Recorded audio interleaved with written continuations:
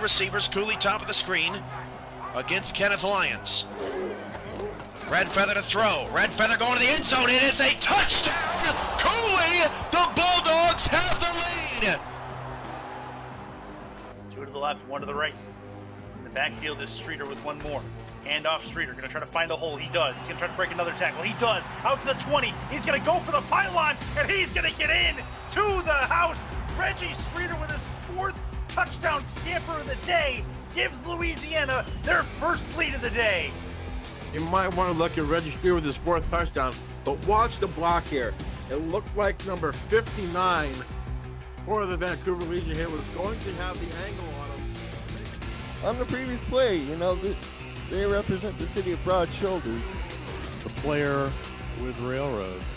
And the throw by Dunhill is complete to Jamal Wooding, and he scores the touchdown on the very next play. Touchdown, Atlanta.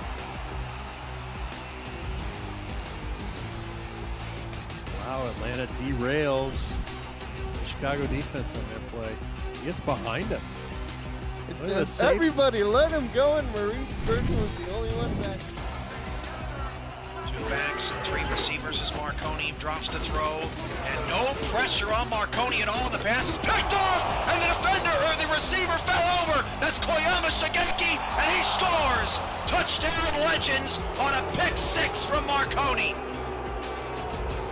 And the receiver fell over as he breaks for the football. Actually, Cooley thought he had a catch and was just trying to get his feet in bounds, and the Legends. 2nd down and 6. Pine is down 4. Cantrell empty backfield, and Cantrell up his back foot. Touchdown! What a throw from Cody Cantrell to DR Sim. That was masterful. I thought that for sure was going to be knocked away or picked off. Anytime you see any SFL quarterback scrambling out of the pocket, it's usually not a good sign, but DR Sim gets so wide open here that he has such a huge target there for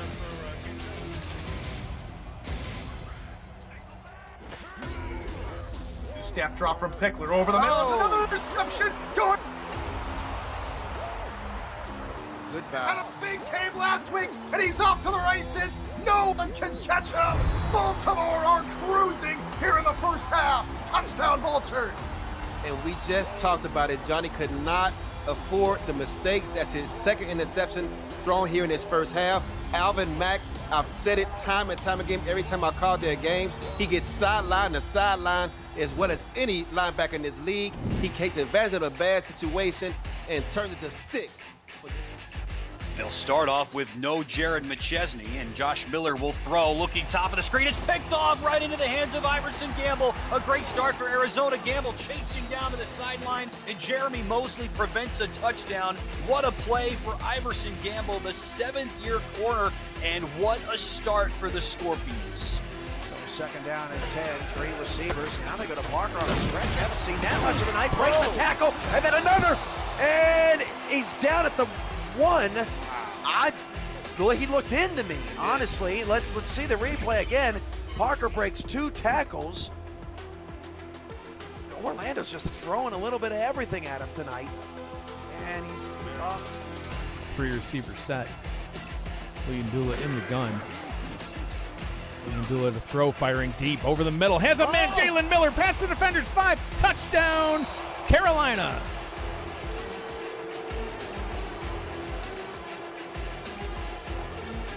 Jeff Duffy in the chat just now saying Carolina is never out of it. Don't count them out yet. Well, there you go. Yeah, bombs away, boys. Here it comes. Down the seam, just running to go, and no one's going to catch Jalen Miller. He's the biggest receiving threat. And Legacy both off to the right side. And Garcia will pass. Garcia's in trouble, avoids a sack, fires deep down the field. The pass is caught. What a catch in traffic! It's a touchdown! Daniel Garcia makes an incredible play, launches it down the field to Clint Myers. And Clint Myers a little upset that Studwell's getting all the love. Over the outstretched arms of A.J. Levy, and Myers gets the... Minneapolis, Minnesota, Week 13 of the SFL is on the air, and we are kicking it off in style. It is the 6-4 Louisiana Revolution from the East Division taking on the 7-3 Minnesota Legend from the Central. Welcome inside Northwood Stadium in Minneapolis, St. Paul. It is Chris Curtis. It is Jay Hayden with you for a Week 13 spectacular, or so it should be, Jay. Both these teams hungry to keep pace in the playoff race. Yeah, it just about doesn't get any better than this game. I mean, you're talking about Louisiana, as you mentioned, 6-4, second in the East. No chance of actually winning the East, unfortunately for them. But Minnesota, they've got a shot of winning their division in the Central. They're at 7-3, and what a tall task Louisiana has here tonight. Being in Minnesota, a team that is 10-1 at home. I mean, this team basically never loses at home. But if there's any team that has a chance to beat them tonight, it's definitely Louisiana. They've been playing very, very well this season. And you're talking about some of the best offensive players and defensive players we have in the league, with Tommy Utah, Randy Squarebush, just to name a few. I can't wait for this game. Yeah, this is going to be a fun one in just about every facet of the imagination as we get things going. Just 2 weeks left, including this game. As far as the regular season is concerned, the Louisiana Revolution currently in a wild card spot. They can only get a wild card spot. A loss absolutely demoralizes their chances at controlling their own destiny and possibly even missing out on the playoffs. On the other side, Minnesota, they have an outside shot to get their division, but Tulsa owns the head-to-head over them, and they have a wild card spot. They're securely in that race right now. We're ready for football. The Revolution are going to start with the football as we see Tommy Utah first. Back deep is going to be Liam Hammer, and he's got the ball to start things out. That's a couple of broken tackles to get him out to the 34-yard line to start things out. Tommy Utah under center for the Louisiana Revolution, 30 for 38 a week ago. 1 interception to no touchdowns, but a completion percentage just south of 80%, Jay. Yeah, I'm sure he's ready to get out here and do something similar tonight, if not better. But he's got a stout Minnesota defense to go up against. I'll get the Louisiana offense here in just a second. Randy Squarebush squarely behind him. Throwing on first down, nearly intercepted. That was potentially a problem. That was John Michael Sudduth, the intended target, the tight end for the Revolution, and it goes to second down. Yeah, great pass deflection there. I think that was Rick Evans there, free safety for Minnesota there on that deflection. But again, those are the kind of mistakes you don't want to make against this defense that does not mind getting interceptions and taking it back to the house. 5 wide on second down for Utah. From his own 34-yard line, has the football. Not much of a drop back. That's a throw and a pass deflection. That's a really, really good one. Lyric Da Vinci, the intended target. Da Vinci, Hammer, and De Niro, your 3 wide receivers under contract for Louisiana. We've already heard from John Michael Sudduth, and then Levy Lease is the other tight end. You'll also see Cameron Collier catch some out of the backfield in the fullback spot, and Randy Squarebush, when he's out in the flats, will do so as well. Third down, 2 of their 3 plays on this drive have been with 5 wide. This a pretty key third down. Minnesota trying to get their defense off the field. Utah, pump fake, throw, right side. That is nearly intercepted and would have been brought back to the house. Man, oh man, 4th down and a punt coming for the Revolution. Yeah, it's kind of weird to say this deep into the season that it's nerves, but it certainly seemed like on that particular drive that there were a lot of nerves there from the quarterback, Tommy Utah. I mean, he's passed the ball almost 3 straight times straight to the Minnesota defense there. Understandably, Minnesota's phenomenal defense, as we talked about before, but, he's gonna do better as this game progresses. Snap a little bit left of Walter Melanishin, but he handles it fairly well. This will be returnable from about the 21-yard line. Get it to the 28-yard line, so a decent return. And that will set up the Minnesota offense, led by Johnny Reno. No touchdowns, no interceptions a week ago. 82.1% completion percentage in the win. 23 for 28 is what made that score line happen. He'll be flanked by Colin Hart, the 4th ever to 13,000 rushing yards all time in the Simulation Football League. Reno's in the gun on first down. Looks to throw it. Throws over the middle. That one is caught. First completion of the game goes to Johnny Reno. And a really good one as he finds, I believe that's Jay Taylor for the first catch of the game. Yeah, great catch there from Jay Taylor, but also a great pass there from Johnny Reno. We saw a similar route ran by Louisiana on a previous drive. Unfortunately for them, it was one of the 3 pass deflections that they experienced, but great first down there from Minnesota. Run the split backs. 4-4 look for the Revolution.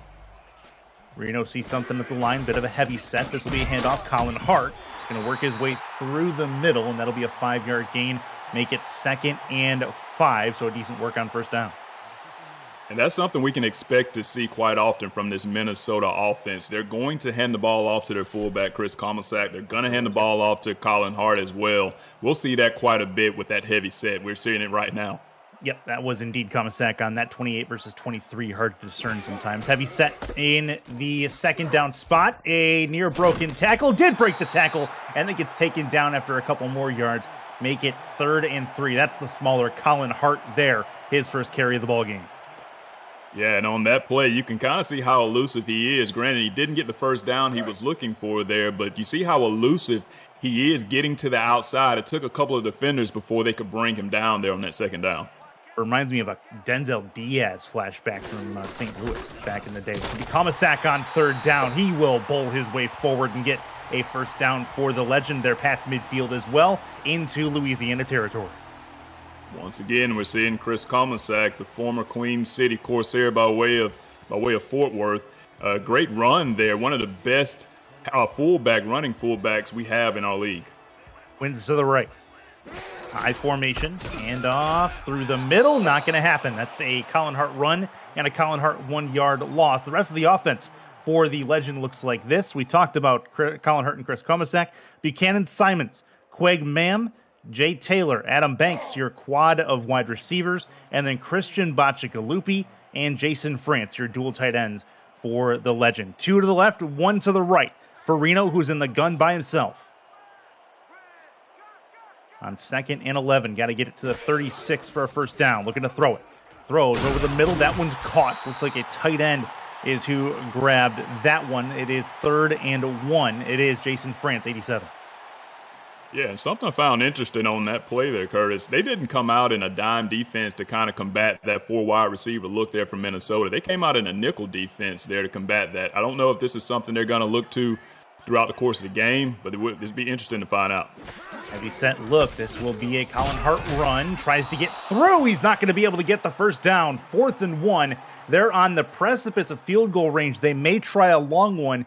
It would be 54 from here. Otherwise, they'll try to pin him deep. We'll see what they decide. And it looks like the offense actually back out on the field. We'll see if they want to snap this. I think this is a great call if they do. You might as well. You're trying for a good playoff spot. Offset I. 1 to the left. They do snap it. That's a Colin Hart run. He's going to break a tackle but get taken down. And it's a turnover on downs. The Revs rev up. The defense gets off the field. Yeah, we talked about how elusive the halfback is, but he wasn't very elusive on that play. I mean, you're talking about the defense in Louisiana. Generally speaking, is a sure tackling defense, and we see it there. Just an incredible hit there from Tank Bennett in the backfield, ensuring he doesn't get to the sticks there. And now it's going to be a first down, turnover on downs there for Minnesota. Maybe it's a children's nighttime wartime book, A Tank Named Bennett. 3 to the left, 1 to the right. The Revs have the ball 1st and 10 with decent field position. This will be a chance for Squarebush on his first carry of the game. It's 2nd and 2, an 8-yard run to the left of the formation. Yeah, beautiful run there from Squarebush. We'll see that quite often. The former Annapolis Navigator there. I mean, one of the most powerful running backs we have in the SFL. Beautiful run, beautiful in there as well to make sure that he has room to get those 8 yards there on that last play. Take a look at Louisiana's defense here as soon as Minnesota's defense here when we get an opportunity to, but offset I formation for Utah. Looking to throw it. Plenty of time in the pocket. Little sidearm throw. It's picked off over the middle, and it's brought back And no completions to this point for Tommy Utah, including an interception over the middle of the field. That's a mistake that he definitely wants back. Derek Meerkat, the safety, came up to make that play. Yeah, when you're playing Minnesota, you can pretty much expect to get bitten by one of them. Or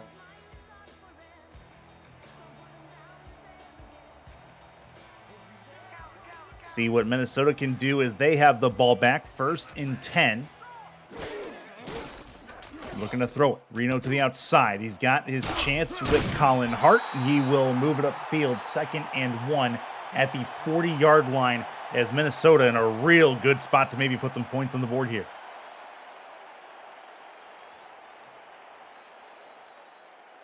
At the 46 and 15 left in this first quarter. See if we can get Jay Hayden back here in just a moment. It's like some network troubles on his side, but either way, we continue. I formation. Heavy set I. Hart again through the middle. Plenty of room as these offensive line did a great job opening that hole. 1st and 10 down to the 30, as with that particular play, they enter field goal range. Hart with a really good jump. Great hole to run through, and as of right now, Louisiana does not have a consistent answer on this drive after the interception. See what Reno and company can do. Komisak and Hart just behind him in the eye. Another heavy set.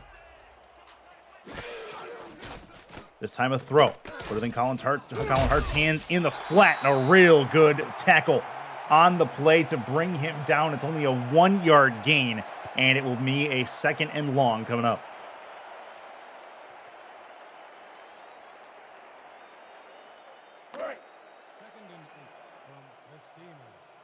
Taking a look there at Chuck Diesel. He's been a beast for a long time in this league. Another heavy set I formation.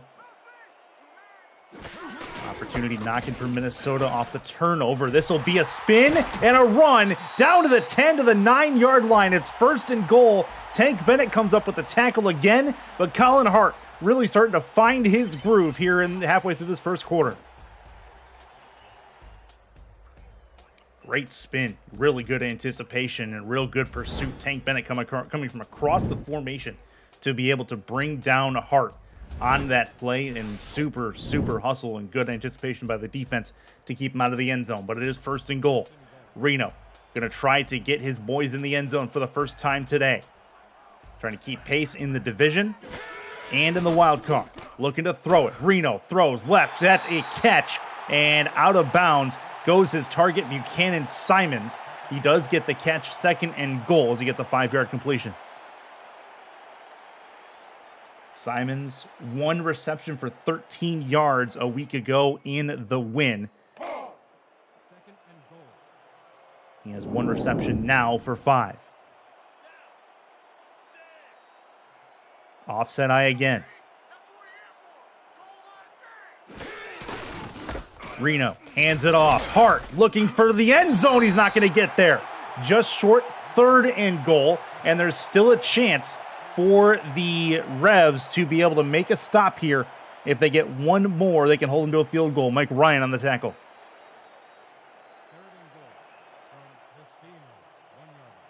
Revolution defense trying to stand up. Bunch left for Reno. On the backfield is Hart, looking to throw it. Throws, end zone, one-handed grab, and that's a touchdown. It is Jay Taylor, the #1 receiver for Minnesota, who gets them on the board for 6. Good athleticism from Jay Taylor to put his hand out, be able to snag that, make a football move to bring it in while he was taking the hit. That is harder than Jay Taylor made that look, and Minnesota has themselves on the board at home. Mickey Milillo is going to bring in the extra point group, trying to add 1 more. Again, this is a win that Louisiana more or less has to have to be able to keep themselves in and valid in the wild card at this point. Kick is up and on the way. It is up, and it is through. Even if Louisiana loses and still makes it, this loss will definitely hurt when it comes to matchmaking in the playoff tournament. They do not want to be one of those bottom seeds going up against a team like Baltimore or Arizona. Well, I mean, either one of those. One of them is going to have a bye. That said, we're ready to go again.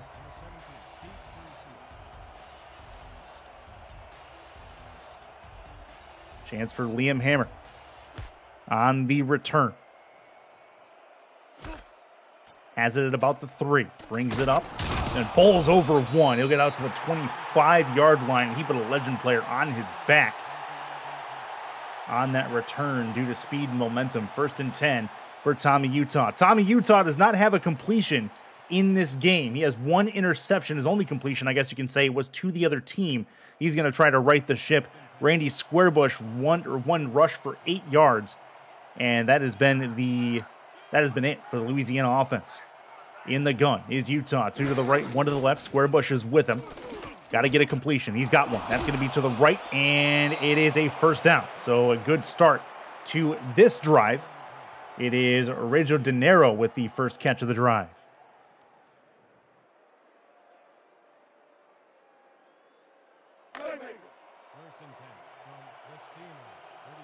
So first completion of the day is a decent one. That's a 10-yard option. And it'll be a heavy set, offset eye look. And they hand off to Squarebush here. They will. Be a stretch. He's going to try to work through the right side. He'll get 4. No more than that, Squarebush. Taking over for Reggie Streeter, the former running back for the Louisiana Revolution. Squarebush comes in and has absolutely cemented himself into this role. He's been good all season long. 2nd and 6. 3 to the left, 1 to the right. Play action. Over the middle. That one's caught in a good-looking throw and catch. 1st and 10 for the Revolution as they get closer and closer to midfield. That is Lyric Da Vinci's first catch of the game.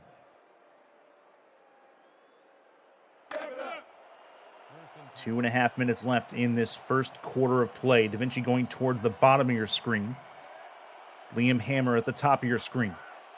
In the ace look. Dropping it back. Throwing over the middle. That one's a nice catch over the middle. 1st down and more inside the 40 to the 39-yard line. And that is the first catch for Levy Lease, one of the tight ends for the Revolution. So good-looking offensive drive, at least so far, for the Revolution as they finally have themselves something to work with as far as offensive rhythm.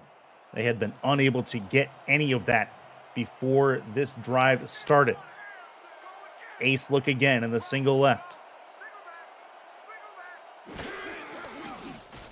5-step drop, looks, throws, right side. That one's tipped and intercepted. Back the other way. The deflection game is on point for the Revolution. It's another one that finds the defender's hands, and it is Tiga Clay, the strong safety, who's the beneficiary.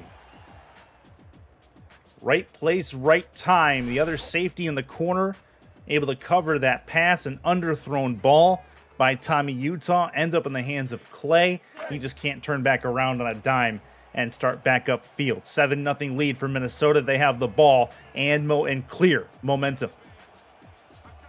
Heavy set look, offset eye, one off to the right.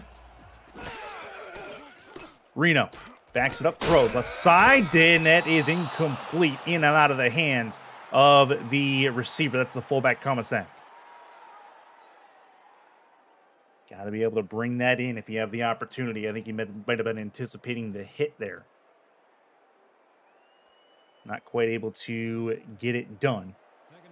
And Minnesota looking at a 2nd and 10. Louisiana would love to force a turnover here if they can.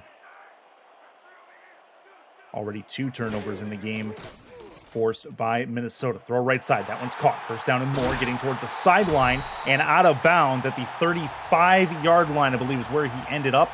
That's a 1st down, and Tank Bennett comes up and lays a massive hit towards the sideline. Hey, Chris, what did I miss, man?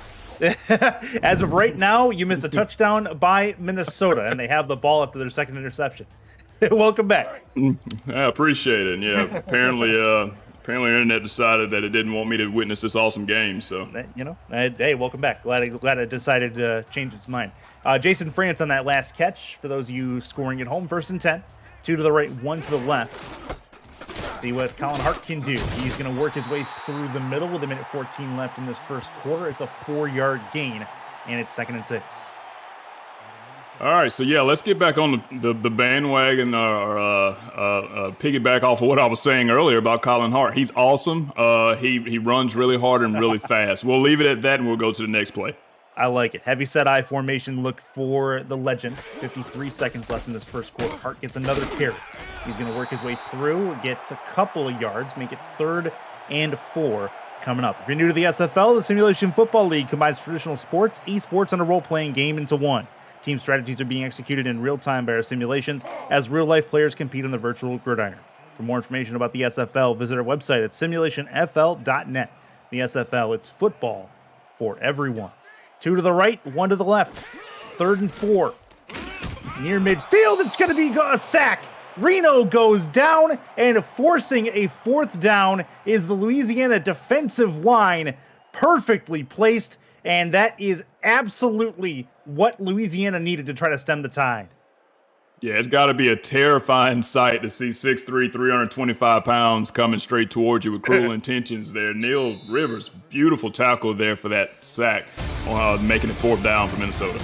That brings us to the end of the first quarter of play. Minnesota is going to kick the ball back to the Revolution, who are down 7. It's the SFL on YouTube, presented by APM Music.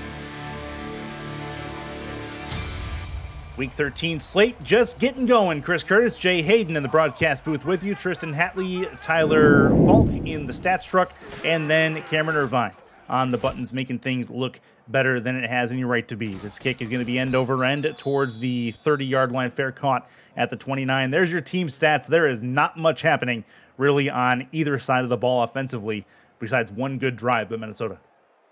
Yeah, but realistically, Chris, I mean, you're talking about two teams that are really evenly matched. I mean, 6-4, 7-3, both second in their division, both incredibly talented team, and I think that's what we're seeing playing out here tonight. Offset eye to start things out. Both these teams really like the heavy set look. Louisiana went 5 wide 2 of their first 3 plays, and it didn't amount to much. Utah to the outside. Puts it in the hands of his running back Squarebush, and he will find 6 yards toward the sideline, 2nd and 4 here at Northwood Stadium. It's 44 degrees at kickoff, so a little bit chilly for those that are used to the warmer weather down south, Jay Hayden being one of those. That being said, it's perfect football weather for a late season rivalry clash. Well, you speak for yourself on that there, buddy. It's going to be to the right side, and it is going to be a run for Squarebush, 3rd and inches, just shy of that yellow unofficial line. And a close yardage play coming up. You could think about seeing the fullback here, potentially. But other than that, Cameron Collier hasn't been very involved as of yet, but this being a power eye look, this could be the play to get him involved. 3rd and short. That's a handoff. No, they do get it. Wow. How close was that? As they give it to Squarebush, I thought it was going to be the fullback for sure. Squarebush gets the yard required for the first down. You asked the question, how close was it? I think it was just that close. Close enough for Coach Common-Sack to throw that red flag, and I don't blame him at all. All right, we'll see what our 62 sees under the hood here. But it was super, super close. See where the knee goes down and where the ball is. That's going to be the main question. Squarebush. I don't think he got it. Forward progress right there. That's close. That's very close. Real close. But I think you're right. I think you're on the money that he did not get that. Let's find out. And it is going to be overturned. So this is 4th down coming up as Louisiana does not get the required yardage, 4th and inches, and the Revs will have to punt it away. Yeah, it was going to be tough for him. I mean, middle of the field, you got Buster Johnson, you got Max Knight, you got B.J. Lovelace, all of them coming, straight towards the back. So, good try, but, null and void. Back deep.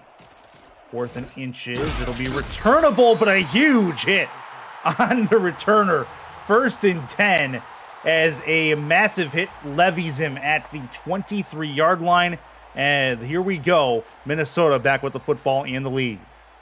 Yeah, let me ask you a question. You think these teams take pride in tackling? I mean, the last few plays we've seen has either been really, really hard hits or really phenomenal wrap-up tackles. And what else will we expect between these two teams? Adam Banks was the one on the return. He's out on the field in this 4 wide set, 3 to the right, 1 to the left. Looking to throw it over the middle. That one is caught. Good anticipation. The turn, the grab, the tackle gets him down to the 35-yard line. Jason Francis, 3rd catch of the game. Yeah, and it was a great play there from the defense, almost getting to the ball there. You see the replay here. The linebacker, 96, Blake B. Craze there, almost making the play there on that slants play, but unfortunately didn't get there in time. 1st and 10. More the legend. They go split back, heavy set. This looks like a run and smells like a run, but it'll pass out of it. Throw, and it's incomplete. No, they're going to say a catch. I thought they hit the ground for sure. It did not. What a grab from the fullback, Chris Komisak. That was a beautiful, beautiful catch. Beautiful pass there. I mean, it was a back shoulder pass he threw, and honestly, that was the only option he had there if he wanted to complete that pass. That was just a beautiful job there from both the quarterback and the fullback. Under center. Ace look. Throws, and that one is picked off. Back the other way. Revolution have a return chance here. That is a down the sidelines run for Mike Ryan. How about it? Down to the 3-yard line. To the 4 is where they're going to give it to him at. But wow, what a run back. That's not Mike Ryan. That is 28 for Louisiana. Rolleman Hood. Rolleman Hood, the all-time leader in pick sixes, nearly had another one there as he brings it down the left sideline. He's got 8 and almost had 9 on that particular play there. That was, you know, we talked about the back shoulder catch from Chris Komisak on the previous play. That was probably even more of a beautiful catch there from a defensive back in Rolleman Hood. But again, the guy just does that in his sleep. He's an incredible, incredible ball catcher. In the gun. Utah trying to finish off this drive. Started by his defense. Throws back of the end zone. Incomplete. Off the hands of the receiver. Nothing doing there as they had a couple of people headed right at Tommy Utah. John Michael Sudduth has to be kicking himself right now. I mean, the ball was placed perfectly in his hands there in the back of the end zone. But the beautiful thing about it, I guarantee you before this night's over, he'll get another one of those, and I promise you he'll catch it. Just a mishap there on that play. Offset eye, trying to make things happen. Tight end is flexed a little bit to the left here. Handoff, square bush. Can't get back to the line of scrimmage. He's taken down at the 5. Revolution are possibly looking square in the face at squandering this opportunity. They started this drive from the Minnesota 4, and they've only gone backwards to the Minnesota 6. This is a big 3rd down. 5 wide, 6 yards out. Utah trying to make it happen. Has the football, backs it up, looks, moves up in the pocket, throw. That is incomplete. And it is a 3 and out. Nothing you can do there, and the Revolution will have to kick it up. Hooper Xavier there makes a great defensive play. And I know he's a wide receiver on the offense there, but that was going to be another interception there for Derek Meerkat. I mean, the ball went straight to him. But fortunately for Louisiana, their 83 makes the play to keep the ball out of the defensive hands. So now they'll have to settle for 3 points. Certainly not what they were hoping for, but I guess 3 points is better than nothing. Yeah, they'll get it back to a 4-point game, provided there's no issues with Otis Boudreau's kick. Left hash, right foot. Looking at a 23-yarder from here. Snap is good, hold good, kick up and on the way, it is up. And it is a chip shot field goal for Otis Boudreau. 7-3, Minnesota has the lead. They're going to get the ball back as we approach the halfway point of this second quarter.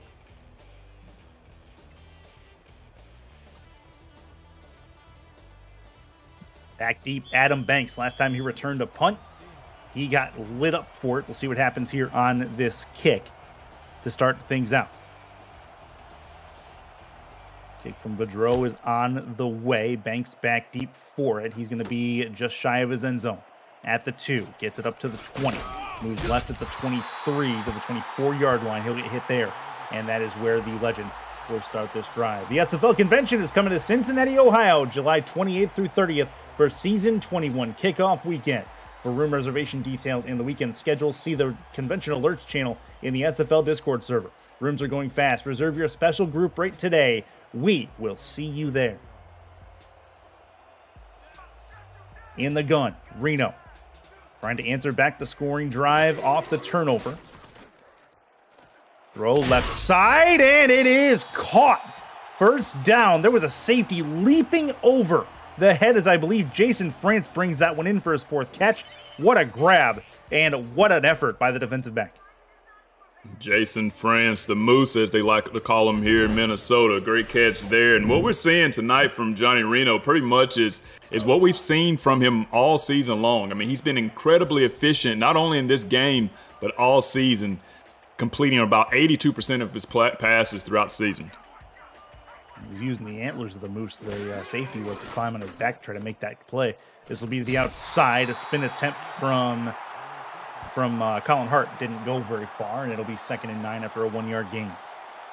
Yeah, only his 3rd catch here tonight for 11 yards. Great defense there. Kind of almost like they expected them to go with something similar to that there on that first down play. See what they can do to make 2nd down and 3rd down now a little bit easier. They're in the heavy set look. This looks like a Colin Hart run.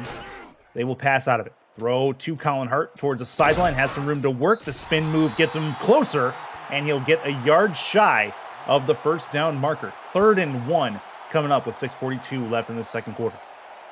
Yeah, definitely what they were hoping to experience and hoping to see on that first down play, throwing the ball out to Colin Hart. But you've got a good bit of yards there on that 2nd down. Much more manageable 3rd and 1 now. 3rd and 1 coming.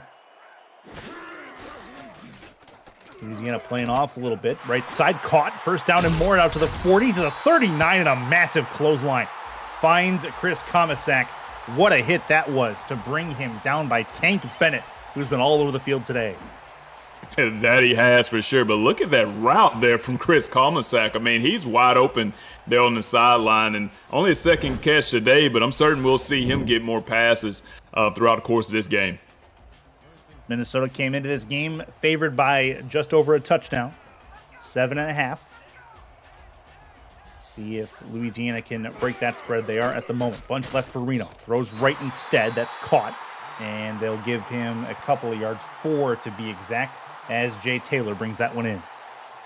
A nice toe tap there from Jay Taylor. And again, I'm sure I mentioned this before, but the thing I'm finding interesting from Louisiana, they're sticking with this nickel defense. And, granted, Minnesota only has 7 points up to this point in the ball game, but there's something that something that Louisiana's seen that allows them or made them stay in this nickel defense.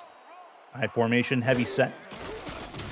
Looking to throw out of it, put it in Colin Hart's hands. Trying to break a tackle. He's got a 1st down and out to the 28-yard line. One thing we haven't seen Minnesota do much, to your point, Jay, they haven't gone long on any of their passes so far. Every one of their passes has been anywhere 10 to 15 yards from the line of scrimmage, and that's a reason maybe to stay in that nickel.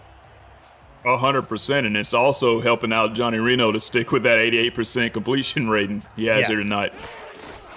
He's been solid, no doubt. This will be Hart again. Has a block in front of him, trying to break a tackle. 1st down and more into the red zone. Goes Minnesota for the 2nd time tonight. They've been good once they get down here, as they are 1 for 1. We'll see if they can finish off this drive. Yeah, check out this replay. Look at that block there from Chris Komisak. Absolutely obliterating the defensive back there to make sure that Colin Hart has the room that he needs to get that 1st down. Beautiful block, beautiful run there from Minnesota. After throwing no interceptions last week in the win, Reno does have an interception tonight. Looking to try to avoid another one to give his guys a chance to get in the end zone. 5 wide. Reno backs up, moves up in the pocket, throws. That's a bullet, and a 1st down to the 1-yard line. What a grab. That is Tank Bennett with another big hit. But what a grab that was over the middle of the field for Buchanan Simons. Beautiful catch there from the former Charleston Predator there. That's a great route. And look at that. He doesn't that's just all hands. That's all that is there. I mean, he catches the ball with his hands there exactly where he needed to. And the ball was where it needed to be, really. And that was just a beautiful play there for Minnesota to get down to the 1 yard line. Look for Chris Komisak here. He could be the hammer on this drive. It'll be a handoff instead to Colin Hart, and he gets taken down at the 3. 2nd and goal. Big hit behind the line makes it a little bit tougher. Yeah, and I was actually the backup that time. I'm guessing that Colin Hart may be a little winded from all the plays that he's made throughout the course of this drive. I think they've got him back in the game now. He'll probably end up getting the ball here. See where they go. Maybe get him involved a little bit to the outside. Reno under center. Handoff, Komisak, and he is in. That is a touchdown. The fullback gets the job done, and Minnesota taking what could be a 14-3 lead. 6'4", 240 coming up the middle, straight at you. Good luck trying to stop that. Chris Komisak there with another touchdown on the season. And now, granted, the line did a great job blocking for him. Once he gets his momentum going, you're not going to stop him, and that's exactly what happened on that play. A great play, great blocking there from that offensive line from Minnesota to put 6 points on the board. Really good work by Minnesota on that drive in general, as it's going to be Mickey Milillo coming in for the extra point. Snap is high, handled well, kick is up and on the way. It is up, and it is through. So 14-3 score line with 3:39 left here in this second quarter on Chris Komisak's. That is his 9th all-time rushing touchdown in his career. So good work from him. Good work from the Legend offense as they work the drive down the field. Really nice, methodical drive. Not really a big play that set it up. And now they give Louisiana the ball back to try their hand at answering. Back deep. Oh, this is a really good looking return and a nice hit down to the 35-yard line. Nothing much happening past that for Liam Hammer, who had a really good return there. Yeah, he did, and if he gets going, good luck. I mean, he's very, very dangerous, not just on offense, but clearly, as you saw in that last play there, he's very dangerous on special teams as well. Utah back out on the field. It's been a first half to forget so far in this game. 2 interceptions, as you see on the graphic there. 3 to the right. 1 behind him is Randy Squarebush, who's had a pretty decent half. Looking to throw it deep over the middle of the field. What a grab. What a throw right in stride. Has his target. It's Liam Hammer who finds it over the midfield stripe. Yeah, I think that kickoff returns got him amped up, and maybe that last drive from Minnesota's got him amped up. Look at this pass. Probably one of the worst looking passes I've ever seen in my life, but it got exactly where it needed to be. Pinpoint accuracy, regardless of whether it's a spiral or not. It still was a great pass there from Tommy Utah to one of his best, if not his best weapon in Liam Hammer. And now they go power I. Talk about the long game to potentially the short game. This looks like a run. It smells like a run. And it is a pass. Get it out to the sideline for Randy Squarebush, and he'll work the screen all the way to the 27-yard line. 2nd and 3 coming up, and he gives us a little shimmy for his efforts. Yeah, we talked about how big and strong Chris Komisak is on the other side, 6'1", 230 for Randy Squarebush. And again, he is one of the stronger running backs in the SFL. They want to get him out in the open space like that. It's only his 2nd catch of the game, but they probably go back to it considering the success there. He's got 5 attempts on the ground. Has not a lot of success there. This is number 6. He's trying to get to the outside, broken tackle, and he gets lit up with a Luthez press just past the 30, or just past the 27 to the, they'll give him the 27 there. It is a first down. Yeah, Daniel Wright there just taking him slap out. Now, he did stiff on one of the defenders, and ultimately he got where he wanted to get to, which was a first down. Under center. Another chance for Utah. Working in the offensive side of the field. Looking to throw it again. Time, but he gets hit as he threw. The arm moving forward, that is incomplete. And a good effort on defense to get home. 2nd and 10 coming up. If Angela Meerkat was there a split second earlier, she gets the sack there on that play, but I think she'll take that pass breakup just as well. Just a great effort there as you see Angela Meerkat getting ready to make another play here for this defensive line. Looking right at Tommy Utah. She's trying to make a play. So is Utah and the rest of this Louisiana offense. Looking to play the ball on an out route. Stiff arm and a nasty play. Gets Lyric Da Vinci into the open field. He steps out of bounds, which is the reason he stopped 1st and 10. But that was a Marshawn Lynch type get off me stiff arm that Da Vinci just put up. Yeah, and and there's a reason for that. I mean, we've talked about how big and strong these running backs are for both teams. How about 6'5", 255 for a wide receiver? Lyric Da Vinci. Dude is a monster on the field. He is large and in charge. It is a 2-minute warning at the tail end of this first half. It's 14-3 Minnesota, but Louisiana is knocking on the door. It's the SFL on YouTube, presented by APM Music. Da Vinci going top of your screen. He's going to be up there with Liam Hammer. In that bunch formation, one more with him.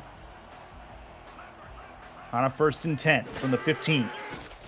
Utah backs up, 7-step, throws right side. That should have been picked, and he still would have been running the other way. Oh, man, he's kicking himself right now, the defender. Yeah, and you're 100% right. He gets one hand on the ball there for the pass deflection, but he wishes he could get that back and get two hands on it there. Rick Evans there, but a great play nonetheless to prevent the touchdown. Yeah, Evans has been all over the field this first half as well. Ace look, single right for Louisiana. Looking to throw it. 5-step drop. Throws over the middle and another one right at a defender. It nearly ended up going back the other way one more time. B.J. Lovelace, one of the co-owners of Minnesota, comes up with the play there. B.J. Lovelace has been said ad nauseum at this point. 4th all-time in pass deflections from a linebacker, no less. I mean, he's known to man the middle of the field. 2 to the left, 3 to the right. Another 5-wide set for Tommy Utah. Dangerous formation, dangerous play design looking to come up here. From the 15, has the football, backs it up, looks to throw, throws over the middle, caught, touchdown, Louisiana. Revolution find a way to put this in the end zone. Lyric Da Vinci in stride for 6. You think Louisiana wants to win this game? I mean, you look at a few of those plays where they absolutely get destroyed, whether it was Angela Meerkat coming in the backfield hitting Tommy Utah, whether it's Squarebush getting hit from some of these defenders. It doesn't matter. Louisiana's going to take those hits and keep on going. There on that 90-out slants play, they get in the end zone on a beautiful route ran by the wide receiver there. Even better pass from Tommy Utah. Touchdown, Louisiana. Yeah, super accurate throw, which it had to be as it was well within traffic. Chance for Otis Boudreau, middle of the hash marks for the extra point. Low snap, dangerous, and it's blocked. And that is going to be a failure on the extra point. So it remains a 14-9 scoreline. Minnesota going to get this ball back with the lead. And the momentum swing a little bit after that. Chris, I feel for Louisiana there for not getting that extra point. But you know who I feel more for? I feel mostly for Mark Mello on that play. Because if that was just your regular field goal, he's taking that back to the house, and he's going to get a touchdown on that play. So great play nonetheless from Mark Mello. Adam Banks from his own 2. Going to try to return this one back as far as he can, and he will get taken down, thrown down at about the 26-yard line. And Tank Bennett with another tackle added to his list. So key for Minnesota with this last minute 46. If you want to go aggressive, try to get some points, you have all 3 timeouts. You have the ability to do so, but they haven't had the big, quick strike potential so far in this game. See if maybe they can pull it out of the hat here. Otherwise, we will walk our way to the halftime whistle. Under center. Chance for Reno. He will hand off to Colin Hart, working the stretch play. He's got some room, left side, and eventually gets taken down. I think he probably ran that a little bit differently than he wanted to. He gets to the 41-yard line. He did. It was a brilliant run there from Colin Hart, but you're right. If he stays to the outside there, he's probably still running to the end zone. Nonetheless, I love the way that he navigated through those blocks in order to get that first down. Great job there from Minnesota. is working the opposite side of the field from Tank Bennett, who will not be shy about going to pursue the tackle if he can. 5-yard run from Hart there. They'll go no huddle. Not that they necessarily need to at this point. With a minute left in this second quarter, they'll stay heavy set. And off Hart. They'll work it through the right side. He's pushed forward with the pile. See if they decide something different here. Heavy set again. This time a throw. Reno caught. First down and more. And this should... Nope, they're not going to call a timeout yet. 43 seconds left. 1st and 10 at the 45-yard line. They're another 10 yards away from getting into field goal range. Colin Hart, left side, and gets taken down after a 2-yard gain. And this time, Minnesota will call the timeout. Yeah, I think they just wanted to tire out the defense there, Chris, on those consistent no-huddle plays. Now they're looking at that 2nd and 8 here, hoping to try to get some more points on the board before halftime. I would love to see a long pass here. I think you have the defense tired out even after the timeout. It would be a good idea in the bunch left to maybe send Jay Taylor running for a long route if he has the gumption to do so. Let's see. Throw left side. Didn't quite happen the way I thought. Adam Banks comes up with that catch. It is 2nd and 5. Under center.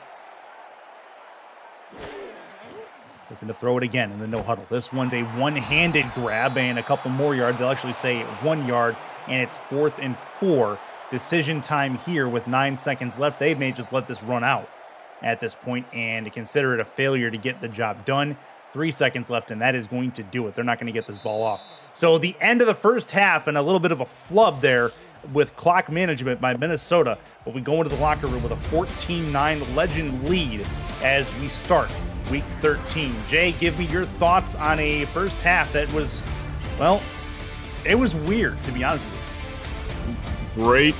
Great description. There you go. We'll leave it at that. It was weird. Honestly, though, once again, we're talking about two teams. I know I've said this before. I'll say it again. It's two teams that really are evenly matched. And we've not seen anything different, in my opinion, than what we would expect to see. I mean, Johnny Reno, again, one of the most efficient quarterbacks we have in the SFL. But the reason he's one of the most efficient quarterbacks is because of what we're seeing tonight. He's not going to take any of those crazy, dangerous, sort of risky passes down the field. He's going to take some of those dink and dunk plays, but they've worked to perfection. I mean, he's 19 for 21 right now, 90% completion percentage for him for 151 yards. He does have that one interception here tonight, but still good enough for 92.7 quarterback rating. Then on the other side, Tommy Utah, he does have 2 interceptions, unfortunately not quite as efficient as Johnny Reno is, but once again, I mean, who is, but when you're playing here in Minnesota, it's going to be very, very difficult for you to have an 80 or 90% completion percentage against a team like this. And all in all, Louisiana's doing a fantastic job playing in Minnesota, team we mentioned already. It's very tough to beat at home, 10-1 all time.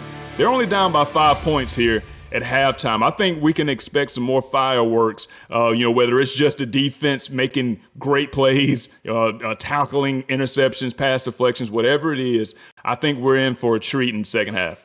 Yeah, I think you're absolutely right. An 8 for 18 performance right now from Tommy Utah. That's going to be the big key for Louisiana getting back into this football game and staying there, is they have to get him completions. They have to get this ball moving downfield. They can't put it on the shoulders of Randy Squarebush the entire game.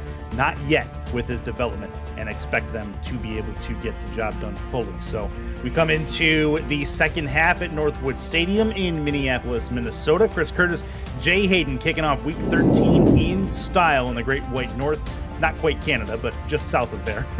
As we get things going in the land of 1,000 lakes in Minnesota. And speaking of Minnesota, they're going to get this ball to start the second half. And we're ready to go. Kick is up and gone. Chance for Adam Banks to start things out just inside his own end zone. Brings it out to the 15, moves left, then moves back to the right on the hash marks, and he'll get taken down at the 21-yard line. Reno going to try to continue an A- day so far with his 90+% completion percentage. See what he can do on this first drive. of the second half. Colin Hart, pretty decent so far. 14 attempts, 72 yards. That's a good day's work so far.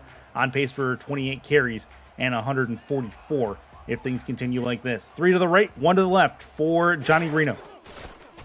Looking to throw over the middle. Caught. First down just over the yellow line, and that'll get him down to the 32. Jason Francis' 5th catch of the ballgame. Yeah, and even that particular play there, I mean, you look at an offense come out with 4 wide receivers, and your expectation is, okay, well, they're going to pass the ball, and it's a high probability that they're going to pass the ball deep down the field. That doesn't happen there. They run a play that is very efficient, and they get the first down. In the gun, by himself. Reno caught right side. That's a good-looking ball and a post route that goes right where it needed to go. 1st and 10 down to the 47-yard line, and a new set of downs for Minnesota.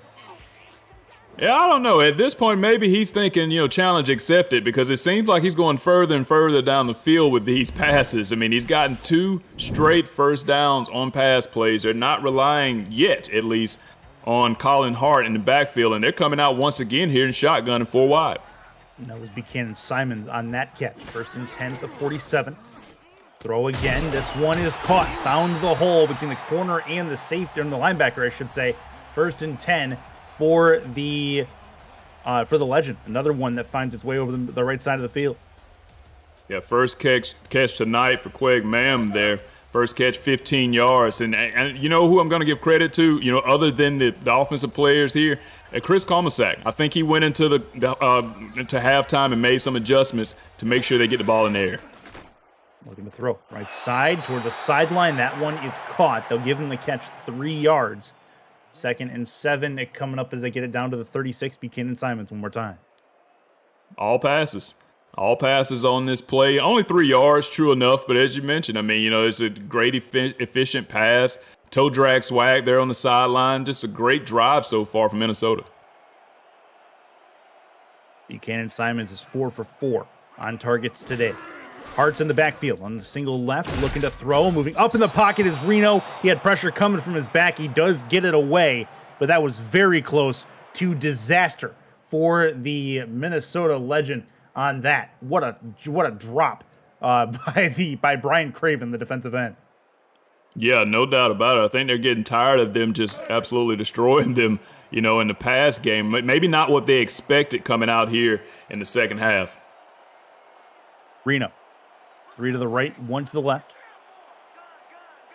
3rd and 7. Got to get it to the 28-yard line for a first. Throw caught. First down and more over the middle of the field, and they've got it in the red zone again. Another good-looking drive from Minnesota. This one's Jason France, his 6th catch.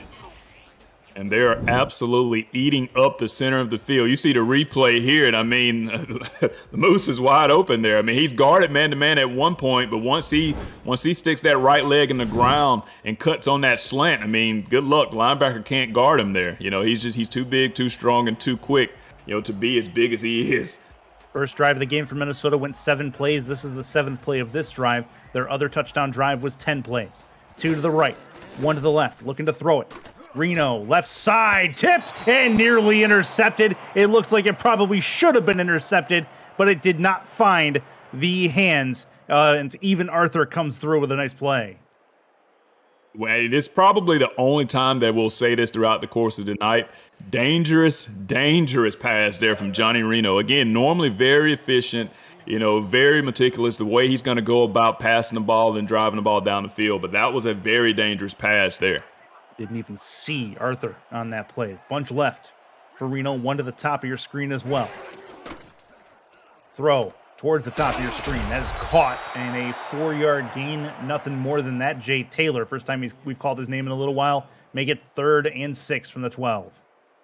Yeah, I think he was just thinking, all right, you know what? Maybe I shouldn't go to that left side, again, since it's difficult for me to see 22. Let me go to the right side, and maybe I can find Jay Taylor wide open there on the sideline on that out route, and that's what he did. 2 to the left, 1 to the right. Reno needs to get it to the 7-yard line. Handoff through the middle. Colin Hart can't get it. Couple of yards gained, but nothing doing all told. 4th and 5. It'll be a chance for Mickey Milillo to add on the field goal. Yeah, and a great tackle there from Chuck Diesel there in the backfield, making it 4th down, not allowing them to continue on with this drive, forcing them, again, as you mentioned, to try to put 3 points on the board. So this will be a chance on the right hash for Melillo. 30 yards officially. Snap is good, hold good, kick up and on the way. It is up, and it is through. So a 17-9 score line. Still an 8-point game as Louisiana will get the ball back here shortly. Yeah, and you know, of course, they would prefer them not get any points, you know, but if they've got to score, we'll let them get 3. I mean, you know, it's still a 1-score game at this point, you know, given if they decide to go for 2 points and if they can get in the end zone here. Okay, so a big drive coming up here for Louisiana. That drive was 10 plays, 68 yards for the field goal, and now Louisiana will try to score a little bit quicker than that as they want to keep in this football game. This will be a big hit. Liam Hammer goes down hard at the 26-yard line, and here comes Tommy Utah for his first series of this second half. A first half to forget, and with a 45% completion percentage. Definitely not his best result. Coming into the locker room, he'll try to fix things here in the power eye to start. Squarebush, the deep back. Cameron Collier's in that group as well in the power eye. Hand off Squarebush. Try to find a hole. He does. He gets somersaulted forward for a 9-yard gain. 2nd and 1 at the 35. Yeah, if you want to get you a good 9 or 10-yard gain, go ahead and put pretty much every heavy player you have and pack them all in just like they did on that play, and then hand the ball off to your 6'1", 230 halfback and let him run full speed for 9 yards. That'll work. That was only his 7th attempt of the ball game.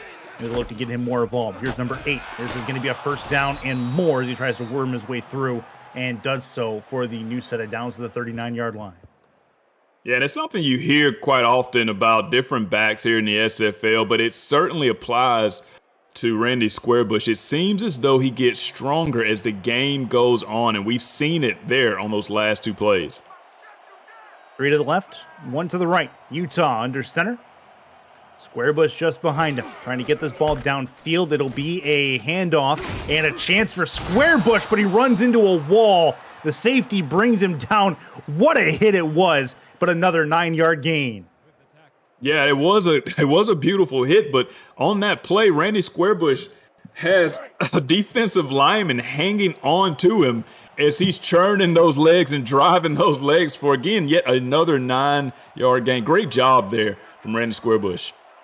1 to the left, another heavy set offset eye. And it is through the middle and a big shoulder takedown, but not enough for the first. And a 3rd and inches coming up here for Louisiana. This is a big 3rd down for Louisiana. They don't want to let this drive stall. They're only 1 for 4 today on 3rd downs. Yeah, I'm not going to say it's do or die here by any means. It's too early to say that, but just from a momentum standpoint, you certainly want to get this 1st down.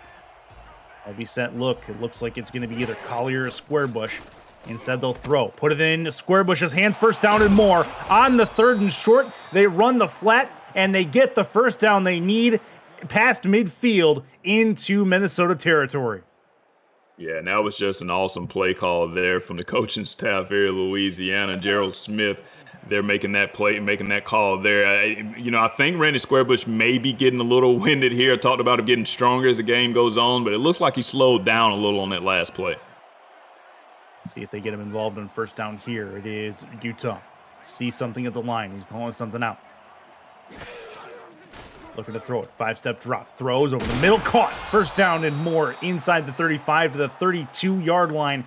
And they've hit field goal range. They would rather not get a field goal here, but they will take it if they need to. That's Rio De Janeiro, his 2nd catch. Yeah, you're 100% right on that. I mean, they definitely want to get the ball in the end zone here, but if you want to get your running back a little bit of time to breathe, let him get his wind back, go ahead and put the ball in the air, get the ball to Rio De Janeiro. And in my opinion, they really need to try to get the ball to Liam Hammer here. Only 1 catch for 26 yards. That's where they need to go. In the gun, Utah. Squarebush to his right. This time he'll throw to the left. That one's caught, and what looked like a horse collar. No call on it, but either way, that's another catch for Rio De Janeiro, 3rd one, and that's a 5-yard completion. Yeah, they don't go to Liam Hammer, but they do get the ball, as you mentioned, to Reggio De Niro for a second straight time in positive yards, trying to stay ahead of the sticks here, and so far doing a great job of it. All within field goal range at this point. 27-yard line. Looking to throw. Utah, right side. That one is caught down to the 5-yard line. I thought the defender had it for a moment. That was not the case. Lyric Da Vinci is all fired up at the 5. Chris, if that was any other wide receiver, the defensive player probably would have gotten the ball there. But again, 6'5", 255, yeah, good luck to you. And can jump out of the gym, or in this case, off the field. You know what I mean? Like, he's incredible, man. Great pass there. Beautiful route. First down. Now Louisiana, just a few yards away from making this a real close game. Play action. Utah throws, caught, didn't quite get it into the pylon, down to the 2. It's 2nd and goal.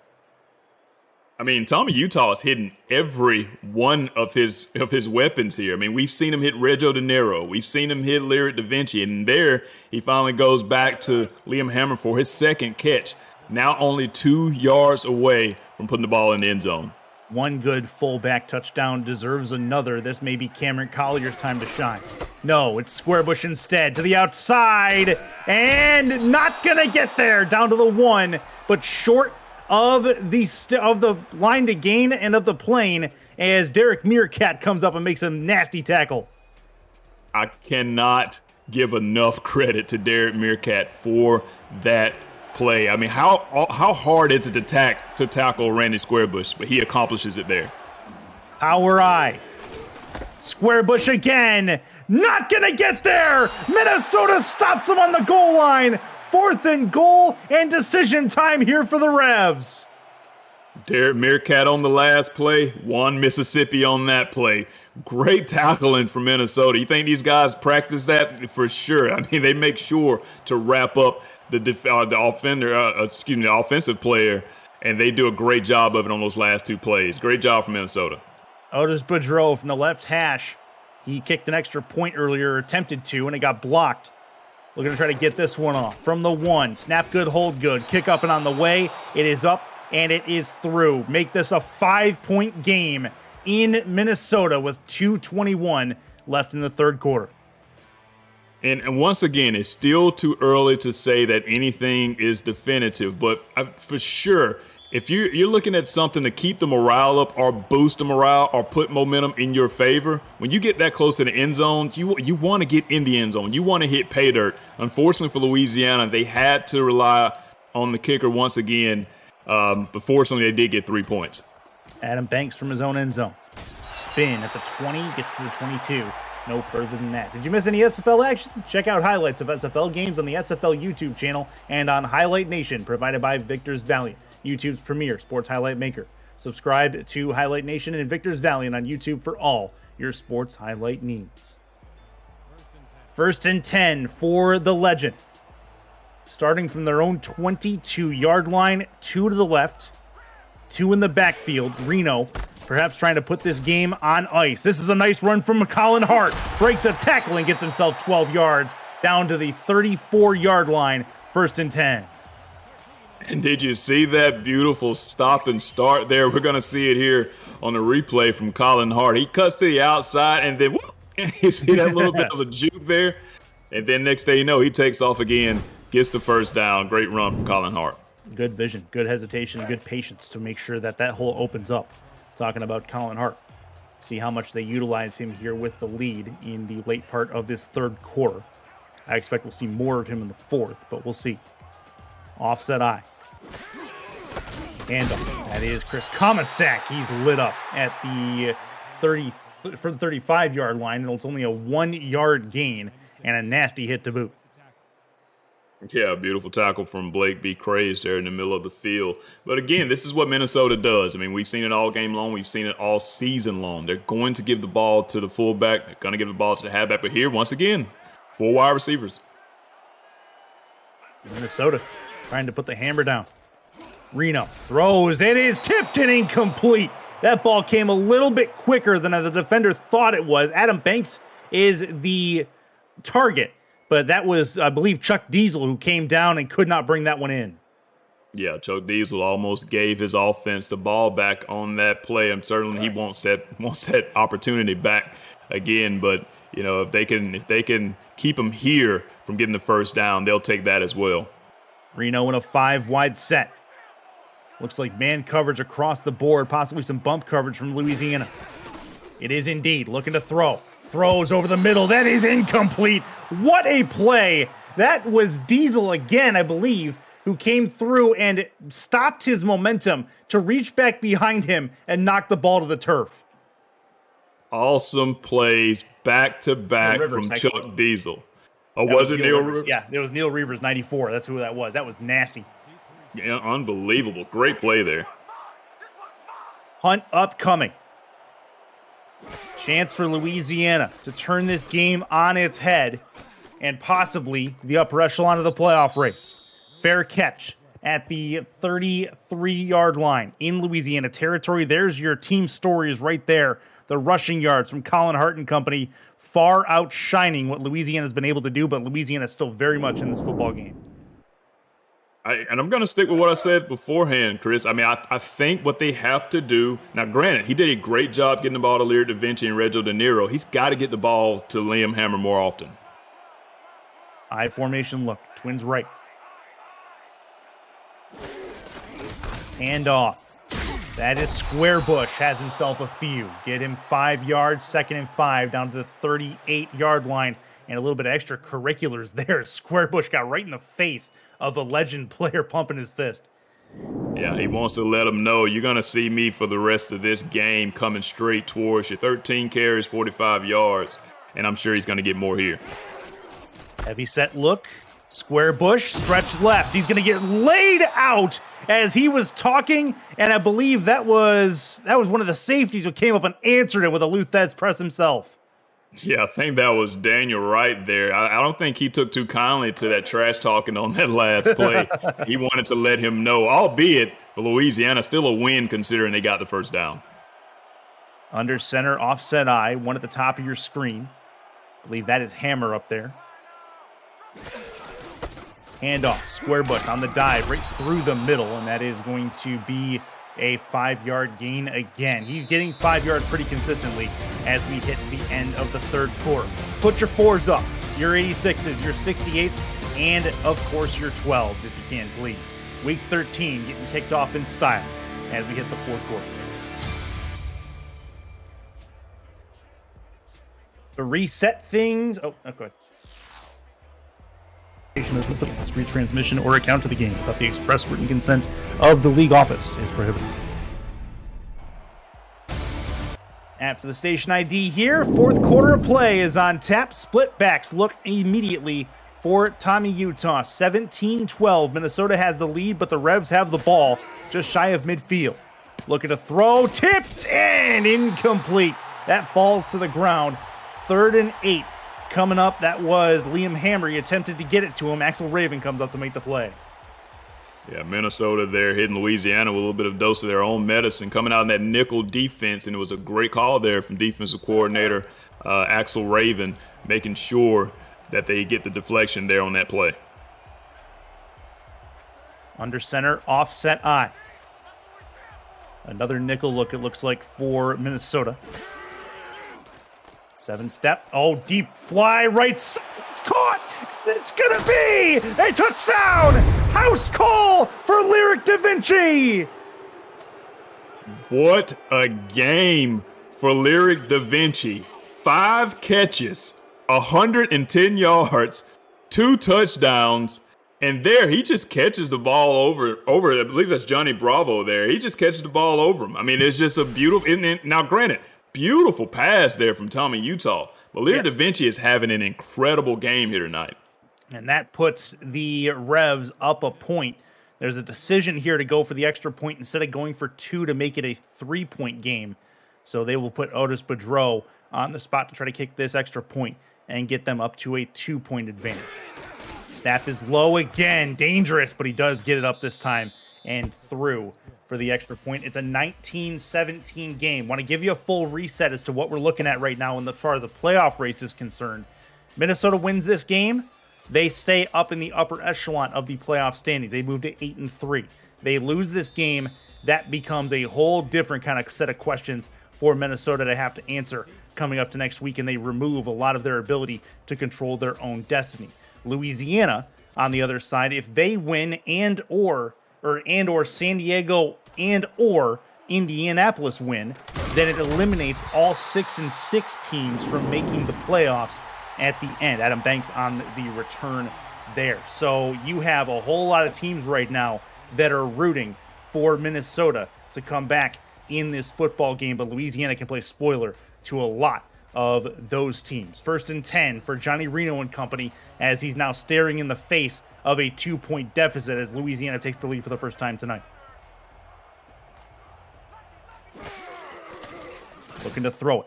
Left side, that one's caught down the sideline. A spin move, and Colin Hart gets taken down. Actually, that's Comisac who comes up with that on the reception. It is an 8-yard gain. Yeah, and this...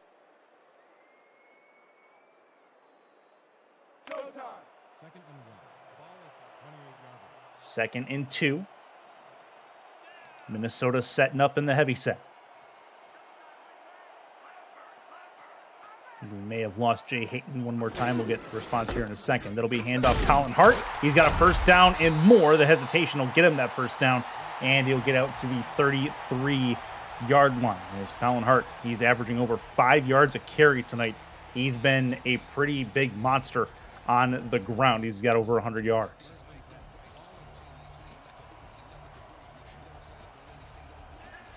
In the gun.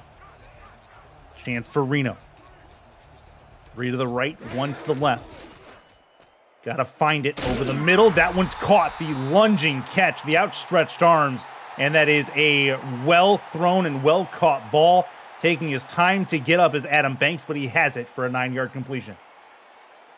Yeah, Chris, as was mentioned earlier, I mean, this is exactly what Minnesota wants to do here. You know, I mean, they're the type of team that's going to pass the ball 5 yards here, 7 yards there, a heavy set like they're doing right now. They can get the ball down this field in no time.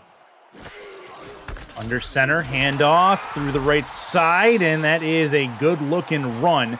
Gets them another first down just shy of midfield. And again, it's Chris Comisac who's been more involved than probably a lot of other fullbacks are in their roster. Yeah, and you can't blame him because he's efficient. You know, like you mentioned, he's got 5 carries tonight, but he also has 3 catches in the pass game. He's doing a great job. Handoff through the middle. Not much happening there. 2nd and 10. Comisac also has a touchdown to his credit, his 9th all-time. And this is what you don't want if you're Minnesota. You know, that time is ticking away. You do not want to get behind the sticks on any play whatsoever or any drive. I mean, you want to make sure you're ahead of the sticks. 5 wide for Reno. Going to try to find the completion into Louisiana territory if he can. Got to get rid of it. Throws. It is picked off. Louisiana makes the defensive play they needed to turn this ball over. Don't look now, but they may be squarely in position to take this game away. They just might be great. Look at the concentration there from Blake B. Craze. Pass gets deflected. Defense does a great job there focusing in on the middle of the field when they run that slant play. And now Louisiana has the ball with the momentum almost at midfield. Square Bush. You think they're going to see a steady diet of him, you would think. See where they go with it. 3 left, 1 right. Play it. Nope, it is a handoff. It is Square Bush breaking through a tackle, breaking through another one, and then he gets clotheslined at the 47-yard line. Square Bush again getting the ball and fighting for some tough yards. I mean, it's as if it's almost comical. You know, it gets to the point where you always see Randy Squarebush running the ball with someone hanging off of him while he's moving forward. The dude is just unbelievable. Under center. Utah has Squarebush behind him. Give it to him, and he's going to get taken down. Nice play on defense for looks like a 3-yard loss, and that will find a 3rd and 7 coming up here for the Louisiana Revolution. Yeah, that time somebody was hanging off of him, but it's Angela Meerkat hanging off of him in the backfield there. Great tackle there from Angela. 3 to the right, 1 to the left. Play action. Utah throws, and it's incomplete. Nice job coming across the middle to take that one away. Cameron Collier was the man with the plan there, but he got thwarted over the middle of the field. And that was exactly what Minnesota needed. You turn the ball over, Louisiana has the momentum, but they can't do anything with it. Now Minnesota gets the ball right back and has the opportunity to pretty much continue on what they were doing on the last drive, minus the turnover. Special teams has been an issue so far for Louisiana with the blocked extra point earlier, and nearly had another one earlier as well. This is up and gone. Adam Banks on the return. I'm saying watch this return. This will be a juke to the left, but a clothesline will still bring him down. And Banks is kicking himself as he thinks he had an opportunity there. Good punt by Walter Milanisian. Yeah, absolutely good punt. Now they're going to start out at the 17-yard line, at their own 17-yard line. Good ways to go if they want to take the lead here. The beautiful thing for Minnesota, though, again, they're only down by 2 points, so they don't need a touchdown here. 1st and 10. Heavy set look. Minnesota decides to go heavy set and throw out of it. Put it in the hands of Colin Hart. Colin Hart going to use a burst of speed along the sidelines. He will get forced out of bounds. No, they're going to say he's inbounds, and the clock continues to run. Yeah, but what you said there was very interesting and very true. What Minnesota's doing is kind of giving the offense, albeit, an old school sort of look. They're giving them that look that makes them think it's going to be something up the middle. And when they don't do that, it throws that defense off just enough to get them positive yards. 3 to the left and 1 to the right in the bunch. Reno throws. It is incomplete. It actually looked like, I think that was Adam Banks, who did not have the communication that ball was on the way. No, it's Jay Taylor. That ball hit him. He put his arms up in the air late like he was surprised it was coming to him. I think that's exactly what it was. I think he didn't expect the ball to come to him on that play. Very dangerous, though, for sure, with 6 minutes left in the fourth quarter. You don't want to turn the ball over here. I formation look, 3rd and 2. This is a need for Minnesota. To the outside, put it in Hart's hands. Hart is going to get taken down shy of the first down marker, and it's 4th and 1. Decision time here for Minnesota. Probably should be a punt. One of the best open field tackles I think I've ever seen. Colin Hart will make the best miss in open field. He cannot make Blake B. Craze miss there in open field. Just an incredible effort, incredible focus there from the linebacker from Louisiana. 6 minutes left in this fourth quarter of play. One of the better plays you'll see. Low snap on the punt. Punt is up and gone at about the 39. It's fair caught. And here we go. Liam Hammer with the fair catch. Louisiana with a chance to bring down this clock a little bit more. I expect we should see more Randy Squarebush on this drive. Oh, there's no question about it. That's exactly who I would go to for sure, trying to dwindle this clock down as much as I can to prevent Minnesota from getting a chance to score the ball. As we say that, they come out with 4 wide. Probably still want to put this game away if they can. Utah, play action, throws left side towards the sideline. It is a 9-yard completion to Liam Hammer, who gets the footwork down, out of bounds. He goes to stop the clock. Yeah, only his 4th target of the night. But if this holds up, and that's what I was expecting. Chris Komisek is going to challenge it.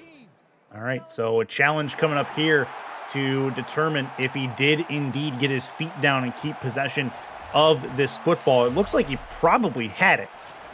And we'll get a chance on the out route here to see. Step 1. Toe drag is good. Possession is the question. Looked good to me. We'll see what R62 has. After review, the play stands. The pass was complete. And it is going to be that's a good call. So it is indeed a catch. So a nice grab from Liam Hammer, and Minnesota faithful not very proud of that one. Probably should have held on to that challenge flag. It looked good from here, just from the naked eye. Yeah, and certainly with this late in the ball game, you want all the timeouts you can get here. Yep, exactly. Under center. Squarebush is the deep back here. He's going to get the handoff through the middle. There is a flag down. Want to see where this was. Maybe it's in the area of holding, I believe. Let's see what they have. Oh, a face mask. Okay, so they brought down Squarebush with the face mask. They'll call it a personal foul. That's a 15-yard penalty. That's got to hurt. And man, oh man, BJ Loveless kicking himself right now. Yeah, R62 is he may have to have security to get out of Minnesota tonight, especially after those last two, because I don't think this crowd may be waiting for him outside of the stadium once this game is over. But but clearly it was a good call there, unfortunately, for BJ Loveless. Just trying to make a play, but unfortunately a little bit too aggressive there. A little bit too high on that as well. They're going to be down at the 33 or 35, inside of Minnesota territory. Utah puts that one out to the outside. It's a broken tackle. 2 broken tackles. Finally gets wrestled down at the 33-yard line. Quick update, headed over to Cameron Irvine at SFL HQ. What's going on, Cam? Thanks, Curtis. Queen City led 17-0 over Canton, looking for their first win of the season. But Canton has scored 28 straight, including a blocked extra point that went in anyway. Classics lead the Corsairs 28-17. Back to you guys. Oh man, that's about the microcosm of the Corsairs season to this point. Unfortunately for the boys in Buffalo.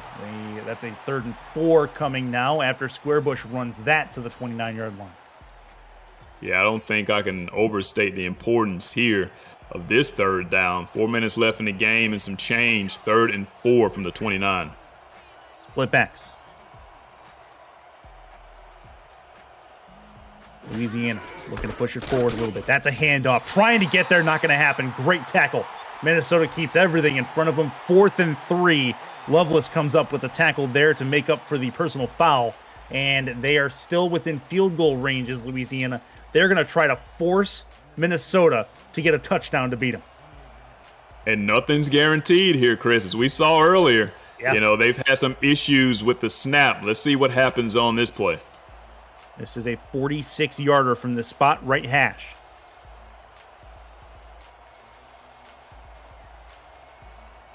Take their time. Snap coming. Snap is good. Hold good. Kick is up and on the way. It is through. That's good. 22-17.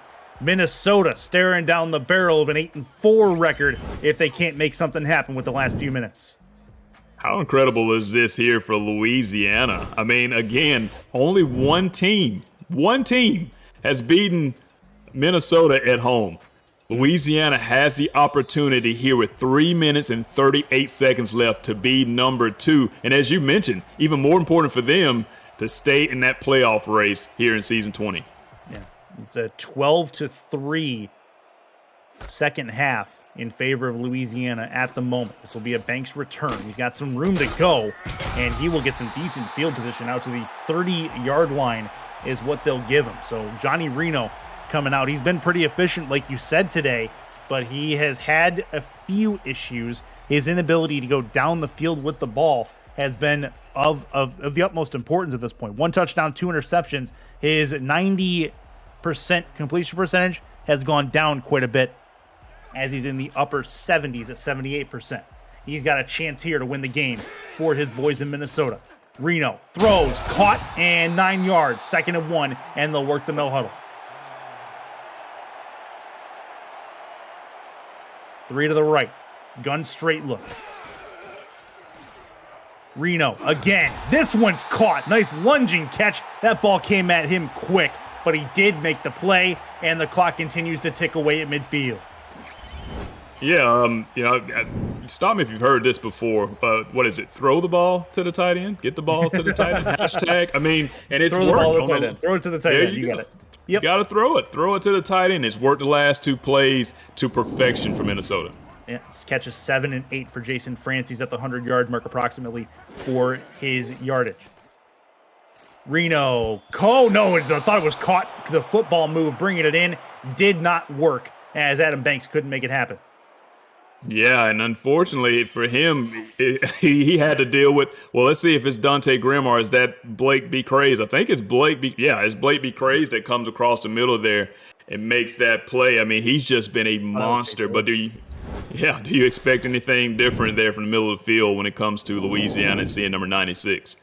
Yeah, fair enough. Thought it was Adam Banks. It was Jay Taylor, the intended target on that, who got it knocked out of his hands. 2nd and 10, but the clock does stop.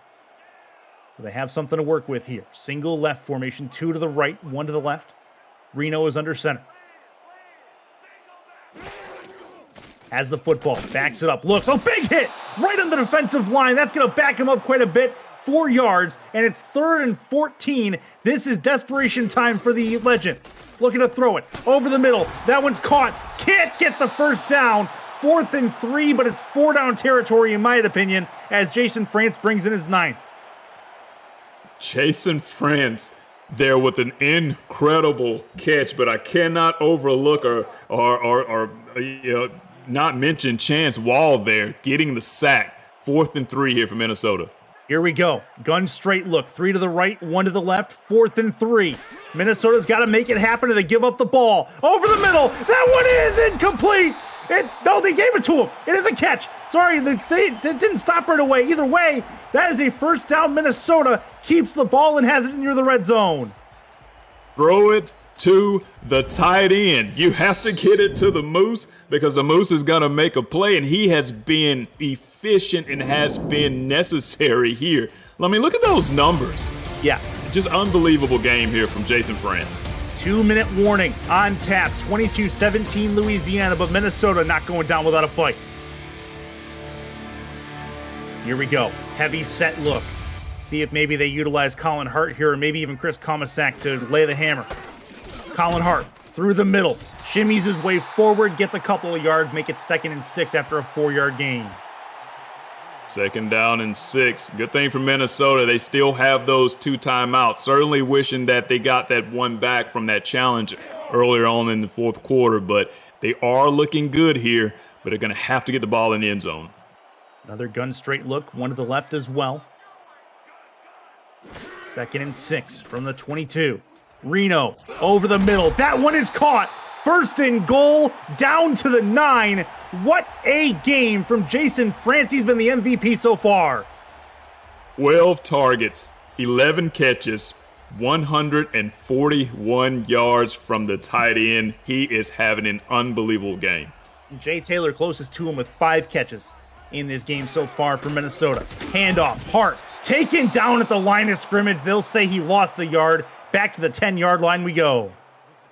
And honestly, some people may disagree with me here, but I like what Coach Comisac is doing by letting the time dwindle down. He does not want to give Louisiana any time if they can get the ball here in the end zone. Got to get the ball in the hands of his playmakers here. 3 to the right, 1 to the left in the gun. He has Hart with him. Looking to throw. Over the middle. Caught. Touchdown! Minnesota comes all the way down the field to take the lead right back. It's 23-22, and it's Jay Taylor. Only the 2nd catch of the game. Zach, I think it's Quig Mam. You're right. It's Quig Mam. Only the 2nd catch of the game for Quig Mam, but there hasn't been a single catch bigger than that catch there from Quig Mam to get the touchdown. Incredible drive there, Chris, from Minnesota. And let's see here. Are they going to go for 2? They are. They're going to go for 2 here. Going to try to make it a 3-point game with 36 seconds left. Colin Hart is the back here. Do they run it? No. Reno throws his way, though. Get to the outside, and he's in. Conversion successful. It's a 2-point conversion, and it's a 3-point game. Louisiana has 36 seconds to make something happen. Chris, we spoke extensively about efficiency as it pertains to this Minnesota offense. You want to see efficiency? Look at that last drive there from Minnesota. That is exactly what they needed, what you want to see for a team 7-3, looking to get back to the playoffs. Only been in this league for 2 seasons, Chris. Yeah. But they are already one of the more dominant teams we've seen. Kick is up and gone. Liam Hammer in his own end zone will bring it out. 10-15, right at the 20. Going to try to duck underneath the tackle. Gets taken down at the 20 or 26-yard line. And with 31 seconds left, they got to try to find a way to get down the field. Otis Boudreau, his field goal range should be right around the 35, 36 if they need him to in Minnesota territory. So this becomes a couple of plays that are going to be huge. Louisiana does have all 3 timeouts. They don't need to rush it just yet. Utah, play action. Got to get it downfield. Throw right side, and it's picked off. And that is your ball game. Minnesota's going to walk away with a touchdown pick six for Johnny Bravo, and the one-handed variety right there. What a spinning catch from Johnny Bravo, as you mentioned, to make sure to put the last nail in the coffin. This game should be, at this point, it should be done. Minnesota doing what they needed to do in order, once again, to try to get that number one spot in their division, get to 8 wins, and stay with only 1 loss at home. I mean, I just can't speak enough to what Minnesota has been able to do thus far. They're going to go undefeated at home so far this season, and they are 11-1 all time as they add on the extra point. 32-22 over Louisiana at this point of the game, and that is unfortunate. Tommy, Utah picked a fair time for his 3rd interception of the ball game. This one back to the house. Yeah, that was a very important drive there, I mean, to say the least, for Louisiana. But, you know, Minnesota is one of the best defenses we've seen in the league this season. So, yeah, it was only a matter of time before that happened. Liam Hammer, I feel like we've been here before, just inside his own end zone, going to try to bring it out, get his team moving forward. As we move forward, looking into next week, Louisiana heads back home. They have Jacksonville on the schedule to close out their season. And then Minnesota, or I'm sorry, is it not Jacksonville? They have Sioux Falls. Minnesota has Sioux Falls next up. They go to Sioux Falls to complete their season schedule. But things just got a lot more clear for Minnesota as they continue to, for the most part, control their own destiny as things sit right now. But Louisiana, things just got a whole lot tougher as they move down to 6-5, where they are in a cluster of teams right around that record or worse in the table. So this thing's week 13, or the rest of week 13 is going to be a watch party for them. Week 14 as well, as we get down to the last couple of scenarios at the tail end of week 14. 13 seconds left. And it'll be a chance for Utah. Left side, tipped and intercepted. Maybe another one back the other way, but this one's not taken back to the house. That is going to be another turnover for Utah, his 4th of the game, and it'll be a victory formation as Axel Raven brings that one down. Yeah, tip drill there from this Minnesota defense, and we've seen it a number of times, throughout the course of this season. Again, this defense has just played incredible all season long, closing it out there in the only way that they know how. Once again, stopping the offense, getting the ball back off a turnover, and now bringing out that victory formation. It's oh so sweet for the Minnesota faithful here. Yeah, very, very good work. The only 2 games tonight were us and then Canton, Queen City, and they'll call timeout one more time. And then tomorrow gets started off. Tyler Falk and Brett Solberg have Mexico City and London.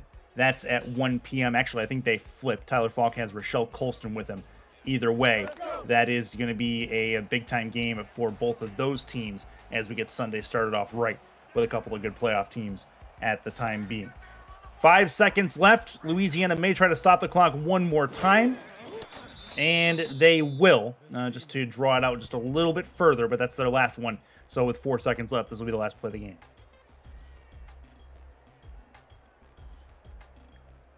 Looking forward, do you see a team, maybe one of these 2 teams, that gets in and makes some noise potentially in the playoffs? Chris, honestly, I mean, I know we say this pretty often, especially in our league, man. But I honestly believe that this to be true, the statement to be true. I don't know if I've ever seen a season where it's as tight as it is.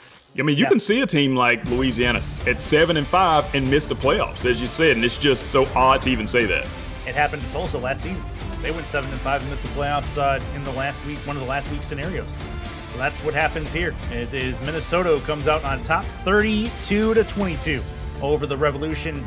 Jay, give us your thoughts on the postgame and then your player of the game. I have a feeling you and I are going to pick the same one.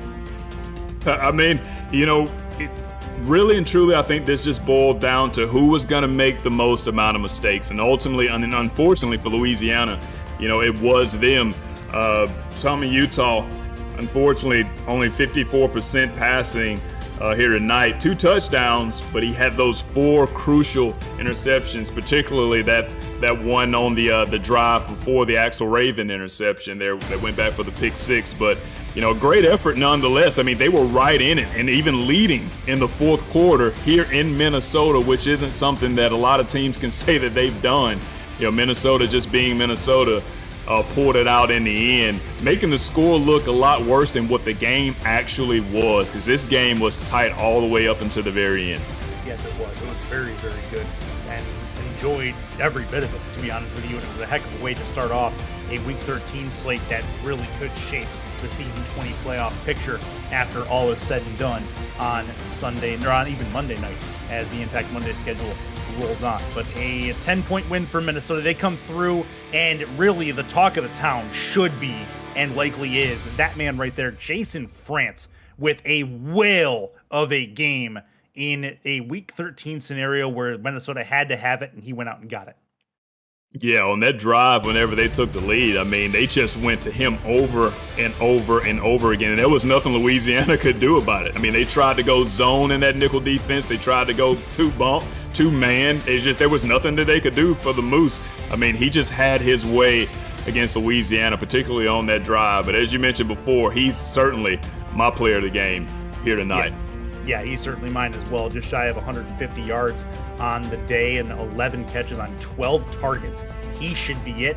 And no, they're going to give it to Johnny Reno, interestingly enough. 2 touchdowns, 319 in the yardage category, 93.1 in the quarterback rating, along with 2 interceptions for his day. But that is it, and that is all from Minneapolis, Minnesota, Northwood Stadium. Chris Curtis, Jay Hayden saying goodbye and good night from Minnesota. We'll see you tomorrow for Mexico City and London for the first game of a 6-game slate on Saturday.